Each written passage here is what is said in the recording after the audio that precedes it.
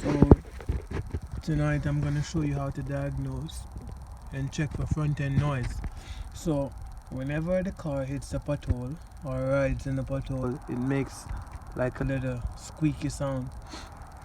So first what you have to do is, I don't know if you can see, jack up the car.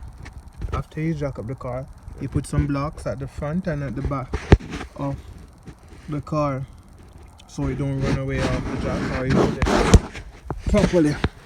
So now you wanna rock it.